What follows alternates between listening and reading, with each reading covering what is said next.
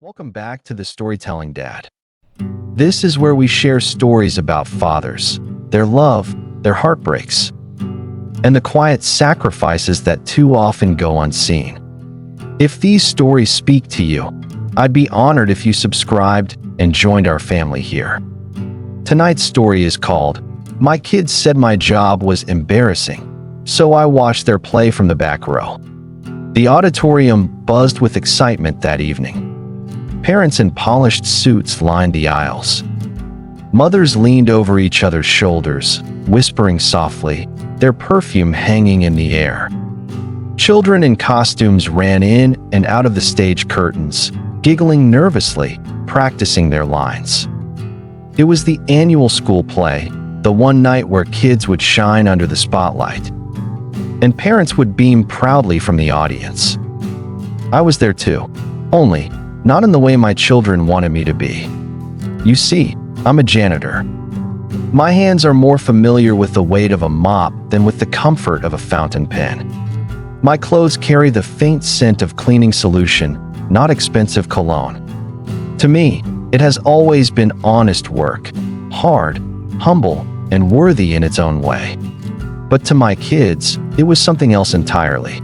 To them, my job was embarrassing. Earlier that evening, just before the play, I asked with a smile, "Do you want me to sit up front so I can see you better?" My youngest hesitated, shifted her eyes toward the ground, and whispered, "Dad, maybe it's better if you sit in the back. People might notice your uniform."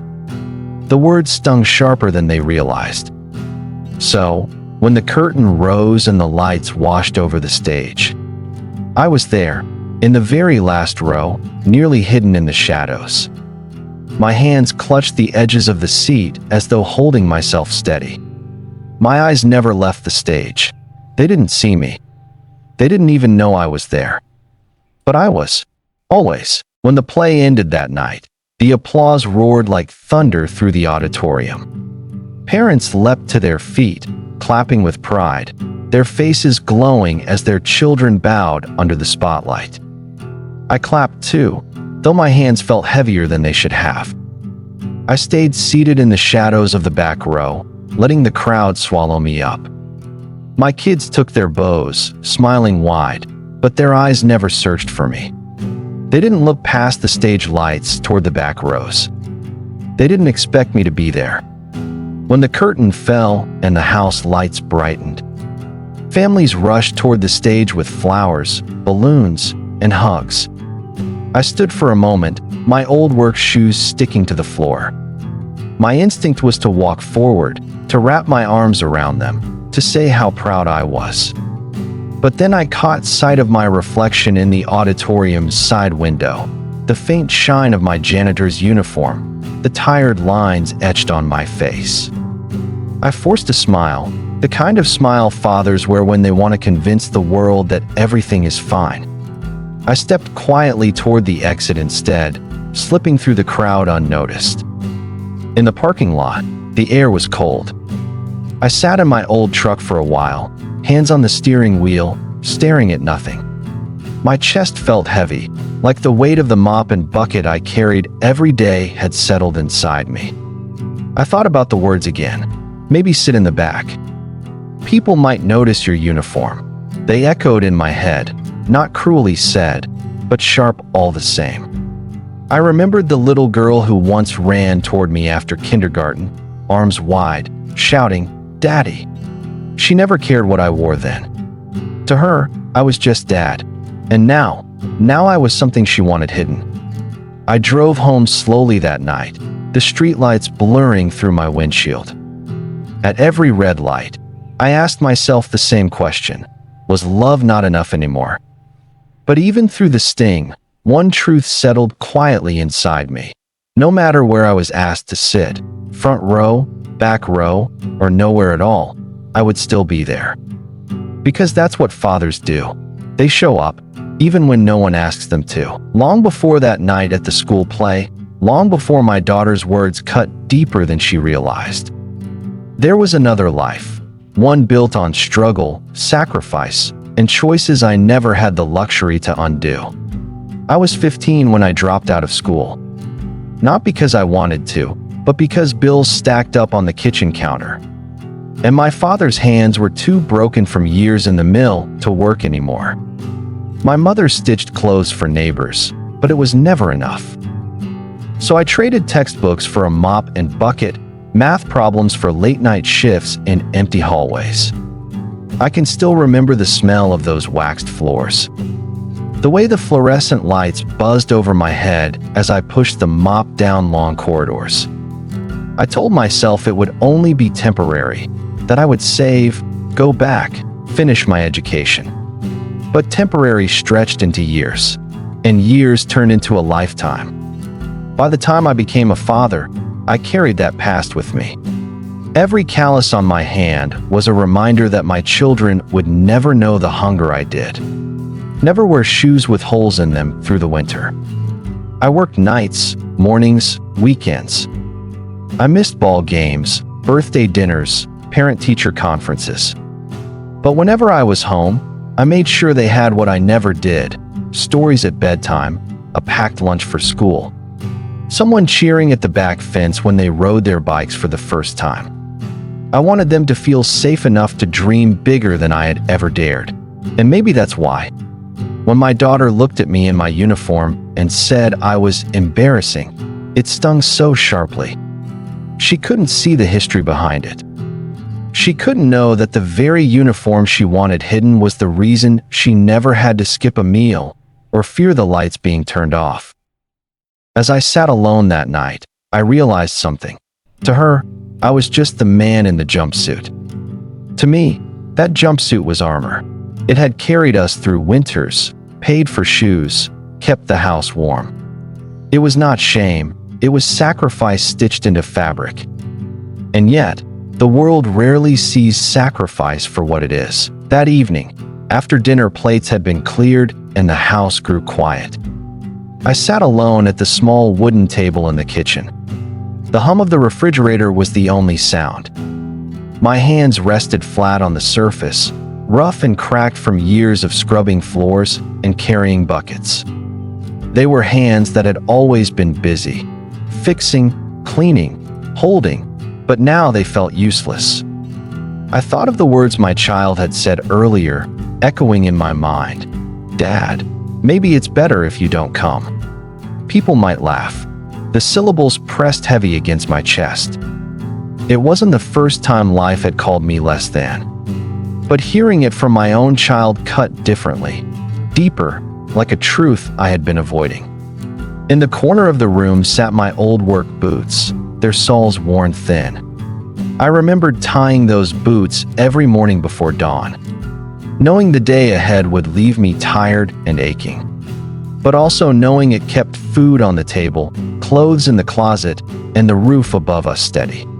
Those boots were not shameful to me. They were my armor. And yet, somehow, in the eyes of my child, they had become a symbol of embarrassment. The night stretched on. I got up, poured myself a glass of water, and stared out the window. Beyond the glass, the street lamps flickered in the darkness, and I thought about the play tomorrow. My child would be up on stage, smiling, reciting lines, basking in applause. And me? I would not be in the front row. I would be where I had always been, behind the scenes, quiet, unseen, but always present. I didn't argue with their request. I simply nodded earlier, forcing a smile, telling them I understood. Maybe I even believed it was the right thing. But the truth was heavier. I wanted to be there. I needed to see them shine, even if I had to stand in the back shadows to do it. Tomorrow would come, and I would go. Not to the place they wanted me, but to the place I belonged, wherever they were. Even if it meant hiding my pride behind silence. The morning light came in pale and soft, falling across the kitchen table where my notes from the night before still lay scattered.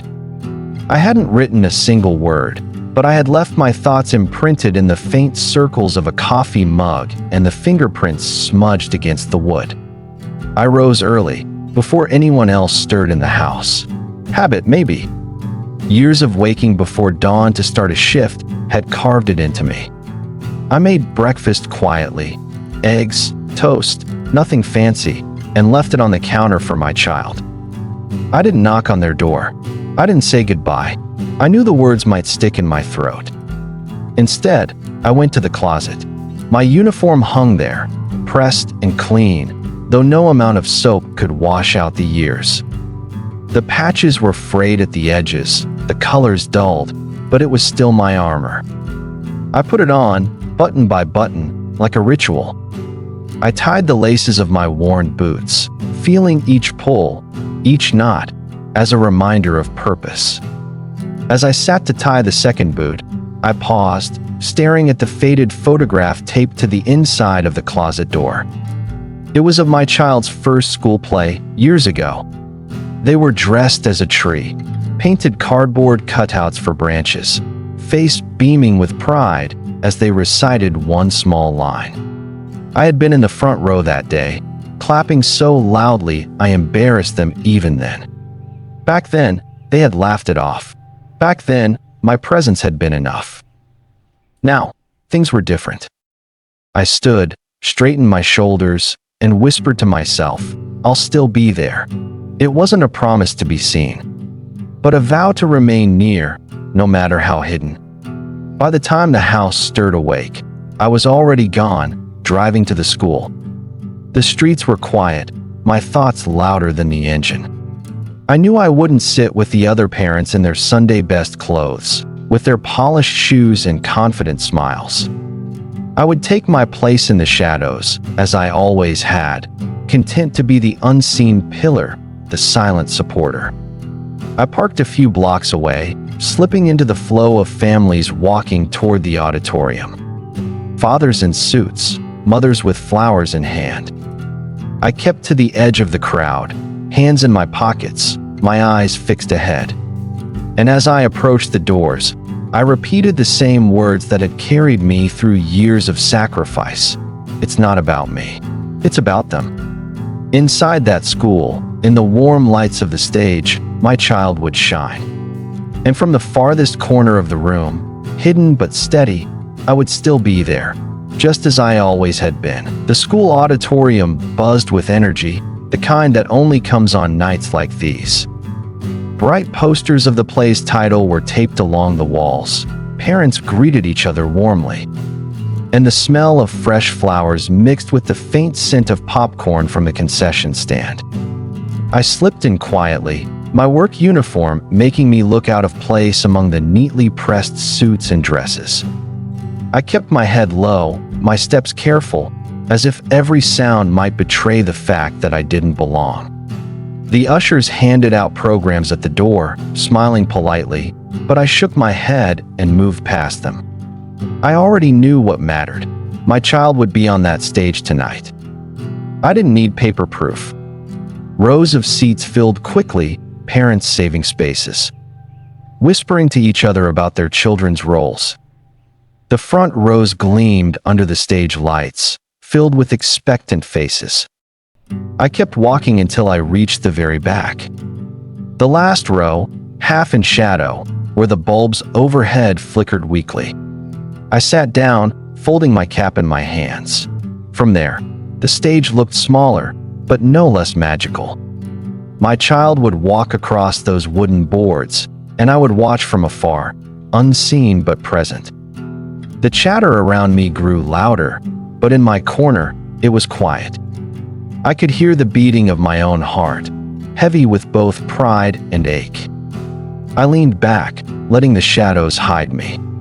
That was where I felt safest, not because I wanted to hide, but because I wanted them to shine without my presence casting a shadow of its own. I looked at my hands, calloused and lined from years of scrubbing, lifting, working.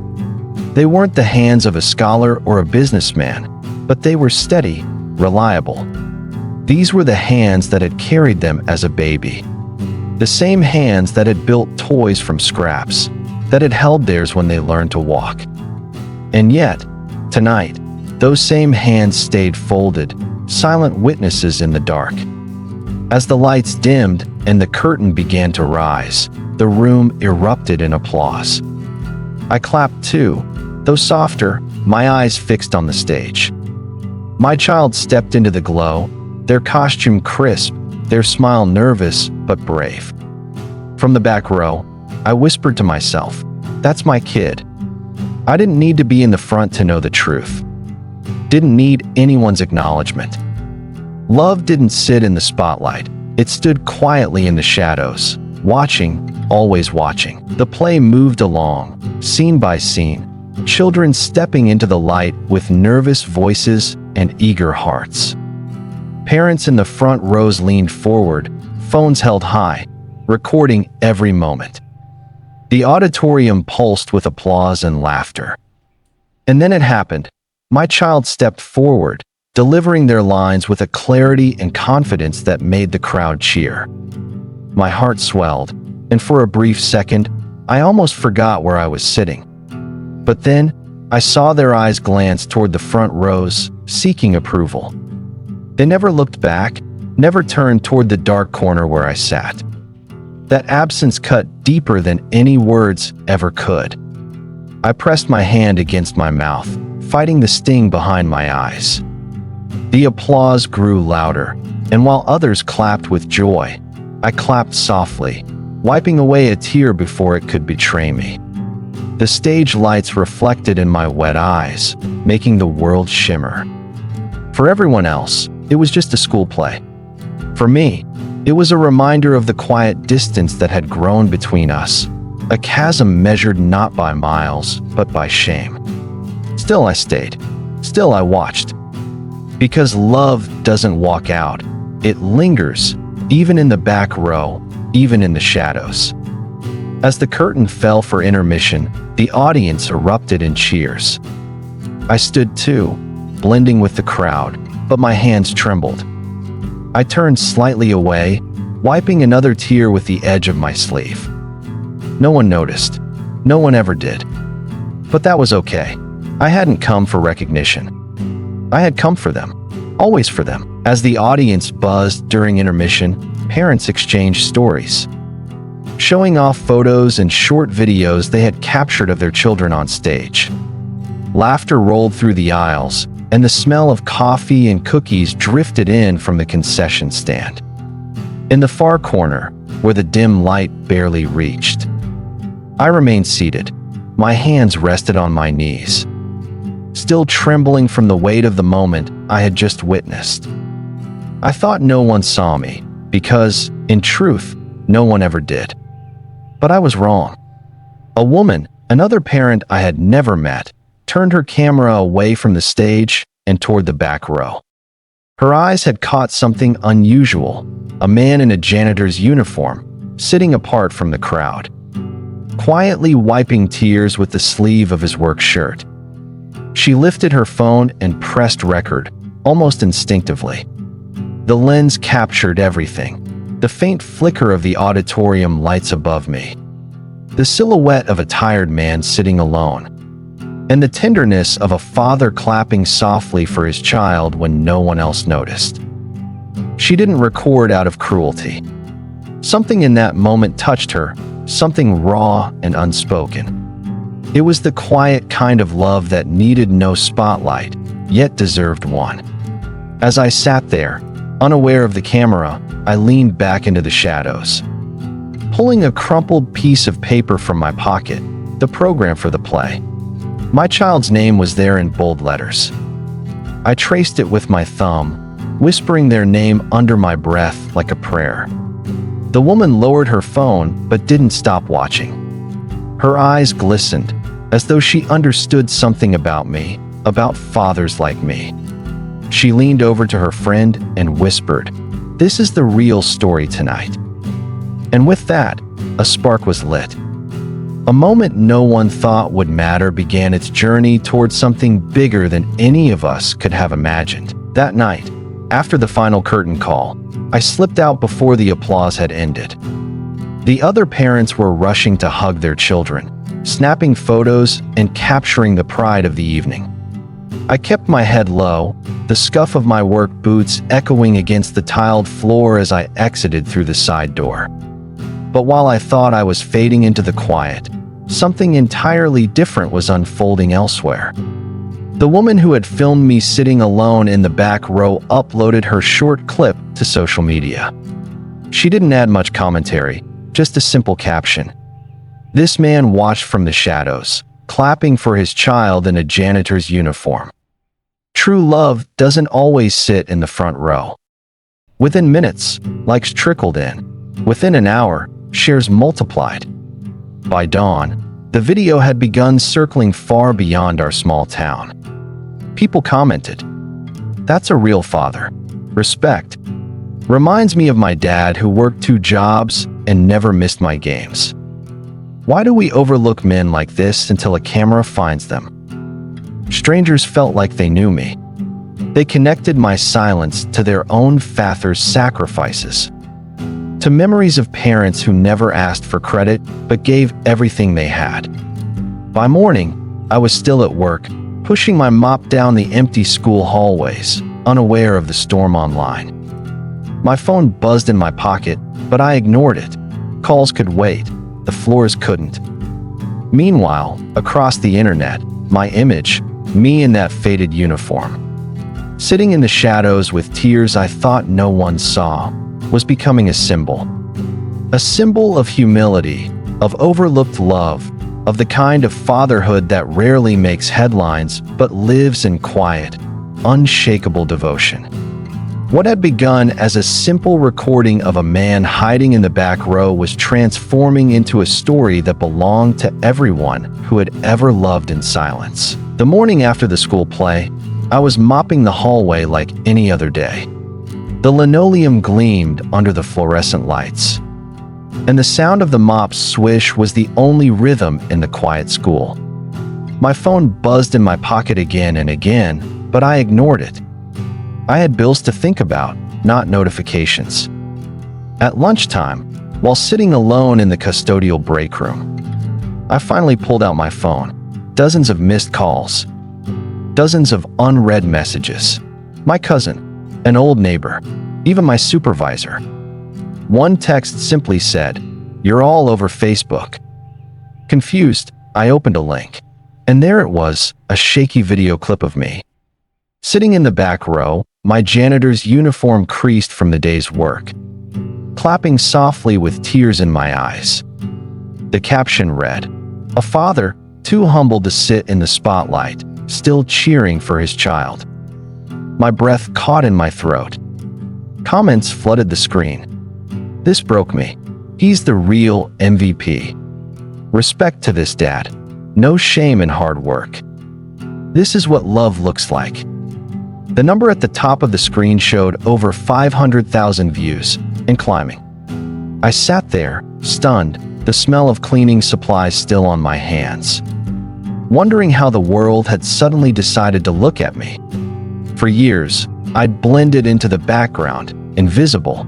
Now, in less than a day, strangers saw me in ways my own children didn't.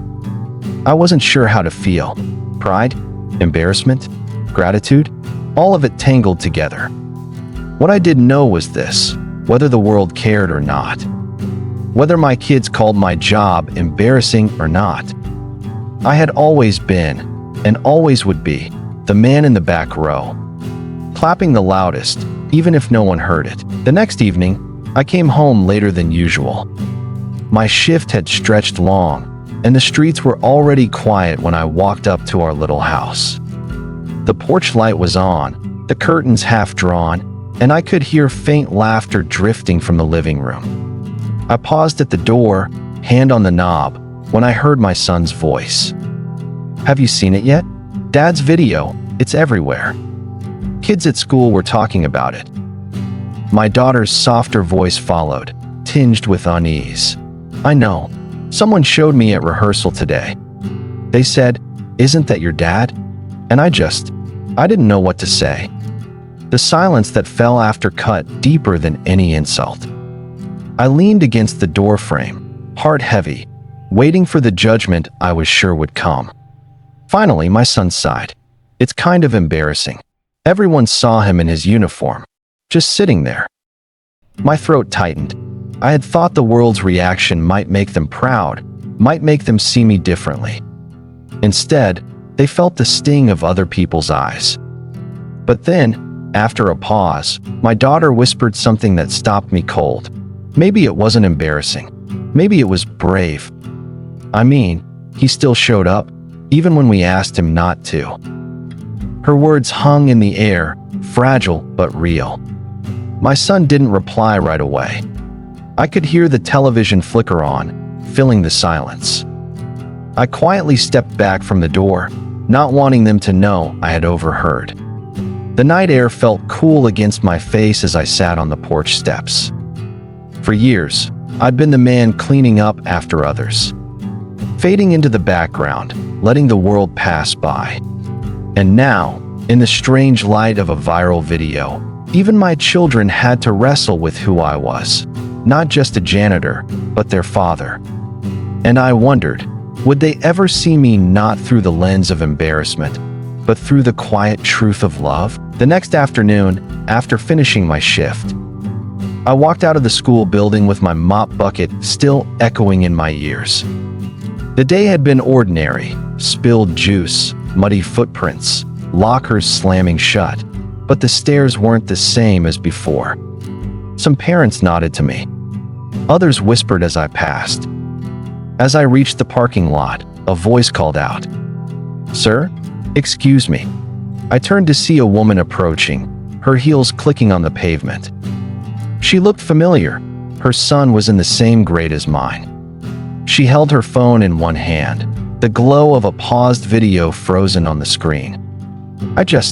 I had to say something, she began, catching her breath. "This video of you, it's been everywhere." At first, I didn't realize it was you. Sitting in the back row, still in your uniform, watching quietly. I froze, unsure what to say. Shame and pride collided in my chest, both fighting for space. But she went on, her eyes soft. "You don't know me, but my father passed when I was a teenager. He never got to see me perform in a school play, never sat in the audience. When I saw you, just being there, it reminded me of how much that would have meant to me. You may not realize it, but you've touched more people than you know." Her words stunned me. I had spent my life unseen, a shadow with a broom. Now, here was a stranger telling me that my quiet presence mattered, not just to my children, but to others who carried their own scars. "Thank you," I managed, voice low. "I didn't think anyone noticed." She smiled. "Sometimes it's the quietest love that screams the loudest." Then, after a pause, she added, "Don't give up on them. Kids don't always understand what they have until later, but they will."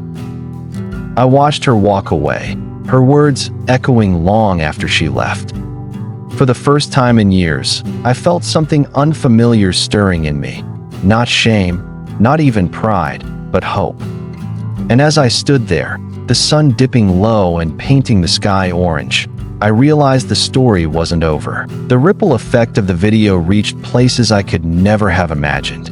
My children had been shielded from it at first, caught up in their schoolwork and their friends, but whispers travel fast in hallways. One afternoon, my youngest came home unusually quiet. She set her backpack down, eyes avoiding mine. I could see the storm behind her silence. Finally, she muttered, "Dad, people at school keep talking about you." I braced myself, ready for more shame. But then she added softly, "They said you were the dad in that video. The one who sat in the back row." I nodded, unsure what else to do. "Yes, that was me." She looked at me, confusion mixing with something else, something heavier. "Why didn't you tell us you were there? Why didn't you just come sit up front like the other parents?" I swallowed hard. "Because you asked me not to. And I wanted you to be proud that night, not embarrassed." Her lips trembled. She dropped her gaze to the floor. "But now everyone's saying you're amazing. They say you're the kind of dad who loves quietly, that you shouldn't have to hide." The words broke something open inside me. Before I could answer, my older son came into the kitchen, phone in hand. His voice was sharper, almost defensive, but beneath it I heard guilt. "Is this true, Dad? Did you really stay the whole time? In your uniform?" I simply nodded again. Silence filled the room, heavy and unspoken. My children exchanged glances, shame flickering where arrogance once stood. Finally, my daughter whispered, We thought your job made us look bad. But seeing you like that, we didn't understand." I reached across the table, my rough hand covering hers. "It's all right. You don't have to say anything now. One day, you'll know what it means to stand in the shadows for someone you love." Tears welled in her eyes. My son turned away, wiping at his face with the back of his hand.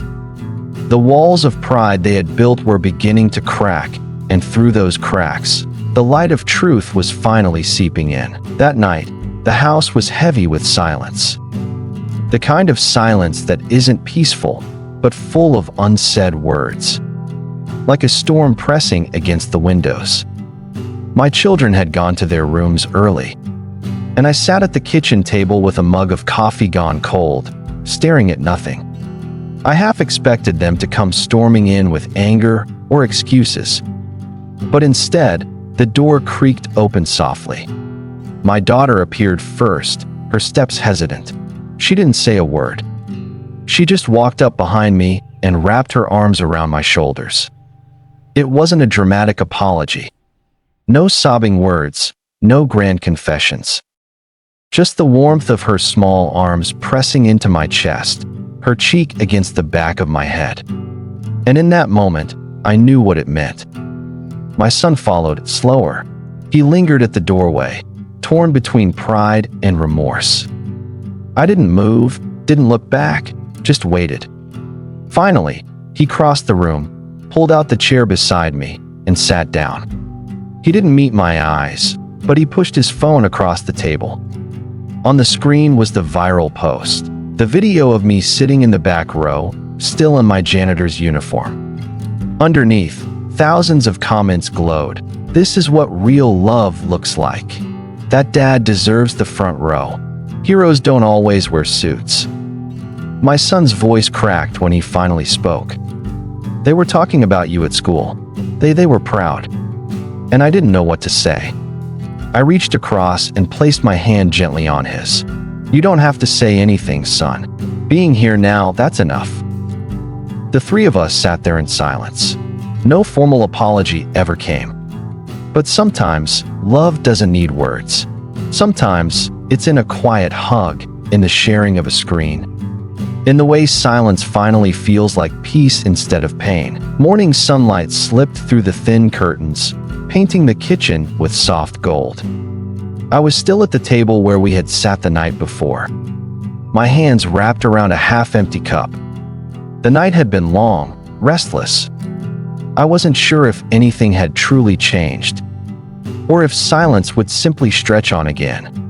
Then I heard footsteps, quick ones. Before I could even stand, my daughter rushed in. Her eyes were red, but her face glowed with determination. She didn't say a word, just threw herself into my arms. The force of it nearly toppled me back in the chair. She buried her face into my chest and whispered through muffled tears, "I'm so sorry, Dad. I was wrong." I froze for just a moment, then pulled her close, pressing my cheek against her hair. Her sobs shook us both, but they felt like the breaking of a dam. Everything she had held back now pouring out. My son entered slower, but his eyes told the same story. He came forward, placing a trembling hand on my shoulder before leaning down to wrap both of us in an embrace. For the first time in years, we weren't separated by shame, by silence, by distance. We were simply together, father and children, bound by something stronger than words. No speeches were made, no long explanations. It was the embrace that mattered, the kind that spoke of forgiveness without conditions, of love without pride. I whispered softly, "You've got nothing to be sorry for. You're my kids. That's all that matters." They both shook their heads, tears streaming. But in their eyes I saw it, the truth dawning at last. They finally understood. In that kitchen, surrounded by nothing but worn chairs, cold coffee, and sunlight, we shared the moment that years of distance had denied us. And for the first time in a long time, I believed we were going to be okay. The days that followed were quieter, softer. There was no sudden transformation, no fairy tale where every wound disappeared overnight. But something had shifted. My children called more often. When they came by, they didn't just sit for dinner, they lingered. We laughed again, sometimes about nothing at all. And in those small, ordinary moments, I realized something. Silence had carried me through the years, but love had kept me alive. One afternoon, I found myself in the backyard, watching them as they helped me fix an old fence. The sun dipped low, painting everything in a golden hue. I looked at their faces, older now, wiser, touched by life's own storms. And for the first time, I saw no distance between us, just family. Imperfect, but bound together by something unbreakable. I didn't need the title of real dad or grand gestures of recognition. What mattered was already here, in their hugs, in their eyes, in their willingness to stand beside me again. Love, I thought, doesn't always roar. Sometimes it waits quietly in the shadows, patient and steady, until the world is ready to notice. That night, as I closed the old box of memories, I no longer felt the sting of being unseen. Instead, I felt the peace of knowing that my children finally saw me, not as the man at the edge of the table, but as the father who never left their side. And maybe that's the true legacy of silent love. It doesn't demand attention. It simply endures, waiting for the moment when it can finally be understood. Thank you for watching and listening to this story here on The Storytelling Dad. May you and your families always be blessed with health, peace,